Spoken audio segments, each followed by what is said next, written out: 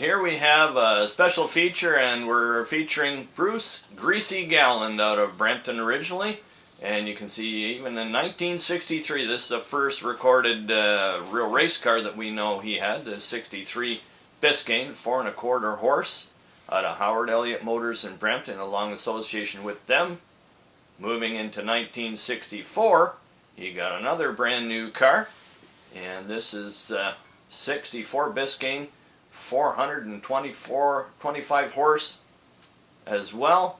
And he had this one in 64, and in 65 we go to the Chevy 2. He went in there, Howard Elliott being closely associated with them, and he needed a cheap, small, brand new car, and they ended up giving him a 6-cylinder 4-door Chevy 2.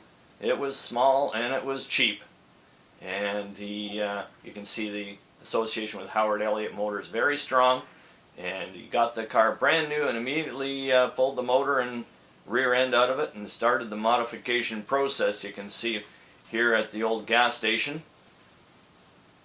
7 Bypass and Highway 10. And this is one of the shops they had. They had another shop also in Brampton, and you can see that he's become quite professional.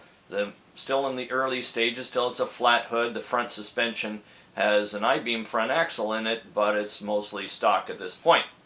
Now again, you can see the I-beam change. You can see that it's a 65. Here he is at St. Thomas, and the evolution continues. It's got a plate on it still. Later on, he moves into moving the front axle forward. He's got a bigger 396. He's taken all the glass out and put blue plexiglass in. You see the long traction bars. This is at Niagara. Injected now, even more power as he continues to play around with it. This is front suspension moved back a bit now. I guess it was a little too hairy.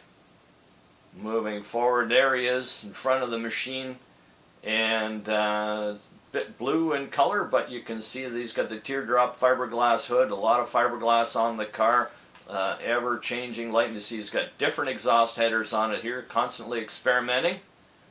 Moving forward another season, we see the roof chopped off and the 4 doors all welded shut to make it look like a 2-door. Fiberglass front clip. The motor still in the same place, still injected. Switching between gas and alcohol. 396, it was a lot bigger than that. Here he is later on in the season racing Paula Murphy at St. Thomas, still gold, and has a 2-door hardtop roof now welded onto it. There it is before the roof, so that would be a little ahead of schedule, but now he's sponsored by somebody else. Heron Chevrolet, they're out of Cooksville. And you see the weird roll bar and all. Here it is with the roof on it at Niagara. Bruce traveled a fair bit on the East Coast. He was at all the famous tracks of the day. It's even more lightning. Now this is in his final year of campaigning. Now blue, now has a blower on it, and he would use up to 25 to 30% nitro. I read a comment where they said, why didn't he run more nitro in it? And he said the bottom end moved around too much. One, he put even higher loads of nitro in it. And so this was nearing the look at his rig at the back there. You can just make out his transport vehicle. Very cool. So it sure looks like a 2-door hardtop there. There it is. This is when it was still gold, injected. Also a small loads of nitro. Now we're in 1968. This is a brand new car, and of course he's with Herons now out of Cooksville. This is a 375 horse 396 car that he campaigned for Herons. I don't believe he owned this car, but later on he did have another Camaro, which was his car. This is a 67, and this is a Toronto International Dragway. Called it the Rattler. It had a 454 in it. This is about 1970-71 at the latest, and that would be at the end of his drag racing career with this 67. There he is. Talked to my friend Dave Sturck, because the moto ski on the Scoop they also dealt with motoski and all that extra stuff that they could bring extra money into the Moto Disc Speed Center.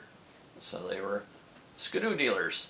And here, this is when he left drag racing. This is much later on. He was a very successful late model stock car pilot. Here he is in New Smyrna, and he owned his particular class for many years, driving the number 18. We don't have a picture of his last ventures in racing, which would be tractor pullers. And I'm sure somebody's got some out there, and we'll make another show about that too. Bruce Greasy Gallon, late out of Brampton. Then he's out of Amaranth, and he's now passed on. 2 miles an hour, 1095 in the BR lane. Staging lane will close. Tax inspection.